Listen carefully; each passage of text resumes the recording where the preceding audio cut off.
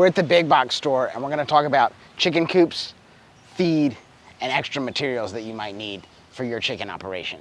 Building your coop, here's one that you can buy. This one looks pretty nice. It's 2,000 bucks right now, but what appeals to me is that it has the nesting boxes on the outside. This one's locked, so I can't open it, but this would lift up and the chickens would actually lay their eggs in here, so you don't have to go inside the coop to be getting your eggs every day. That's a big downside of one of the setups that I've used in the past. If you come over here, you can see what the inside looks like. It's got the windows, the access for the nest box under here. It's got a nice floor that looks like it's easy to clean, but also has these wide roosting poles. Oftentimes you'll see people that put in like little 1-inch like round poles, and that's not big enough for the chickens to latch onto. But these wide boards, that gives them a nice roost for them to get up off the ground overnight. It emulates and mimics like what they do in the wild and like living on trees. And then you don't need to leave this big door open on this one because it has that small door that you can open, in the daytime. And then as you raise them in here, this will be their home, so they'll come back up here at night, and then you can close that door and make sure they're safe. Now, additionally, you probably want to like fence this thing in because predators will come up and try to get into the coop, and it'll give you one extra layer. So you let them into the yard, and then out of that yard, you can let them do the free range stuff. So that's a commercially available coop. This is a pretty cool one.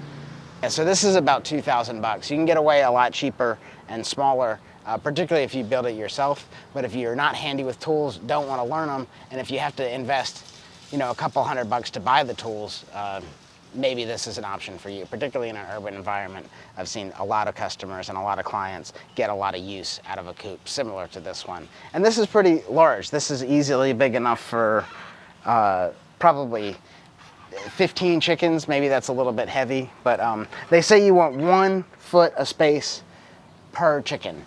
So there's, easily enough room for 10, 12 chickens inside this coop. Pardon me. Something that you're gonna absolutely have to have is a basket to put your eggs in when you're harvesting them. Either a small one or a big one or one that you've made yourself. You gotta have something. Bags don't work because there's too much like jostling and you crack the shells. These baskets are really great also because you can wash them inside the basket and the water just kind of drains out. Get your basket. So we're talking about fencing real quick, and I wanted to show you, this is chicken wire. This is what most people put on their coops, but truthfully, it's not strong enough. What we want is like a welded wire hardware cloth. Let me see if I can find you an example of that.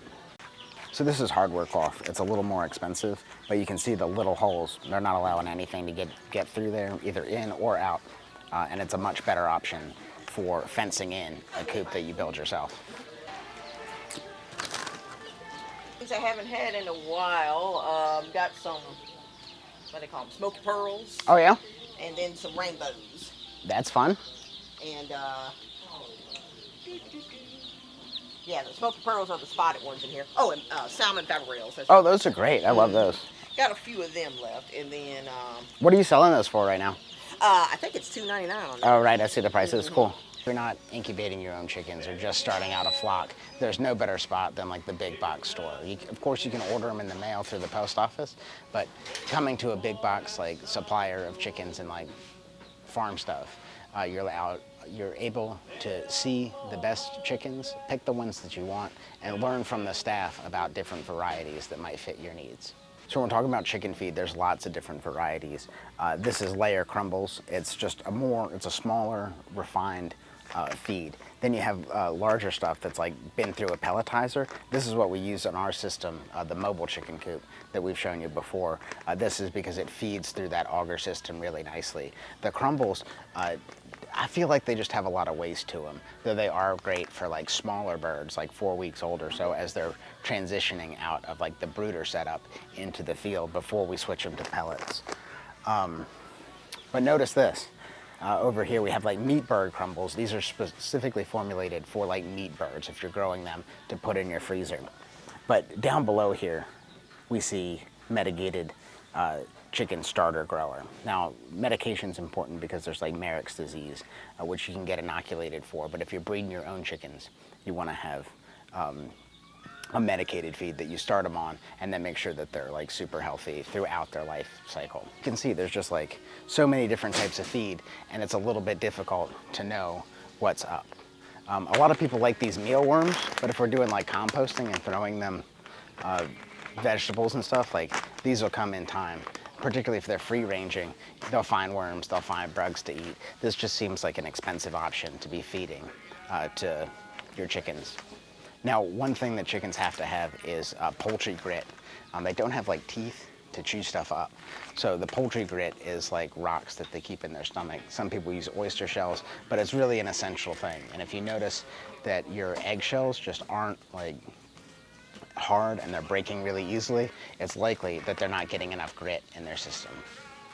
So you're gonna need to line your chicken coop floor, particularly in that one that we looked at outside, with some sort of flake, and that absorbs like poop and pee from the chickens. But we're looking for medium flake. We're not looking for like fine shavings, which you can see that right here. In this fine material, that just isn't as absorbent as the large flake. So we want to be buying flake if we're buying it. Something to avoid is cedar, because the oils in the cedar will get in the chicken's lungs, and it just starts like a process that like can never really be healed from. So we're looking for medium flake pine shavings for our coop floors. Here's that cedar that I was talking about. It just has a really aromatic smell. If you've had hamsters or rabbits, this is what typically you find in the bottom of those. It might smell nice in the house, but it's just not ideal for chickens. The biggest question we get is about cost, and it's hard for me to like give you a hard and firm price because it depends on the chickens that you get, the type of feed that you want, how much inputs are you putting from your own landscape, but ultimately those numbers are changing all the time. So if I give you a number now, it might be different 5 years from now, 10 years from now, even like next week. But the takeaway is that you're owning the means of your own production, you know where your food came from, and you're regenerating the landscape if you do this correctly. At the same time, you're utilizing those waste materials from your kitchen and giving yourself like some really hearty, amazing meat and eggs, depending on what you want. It's totally worthwhile.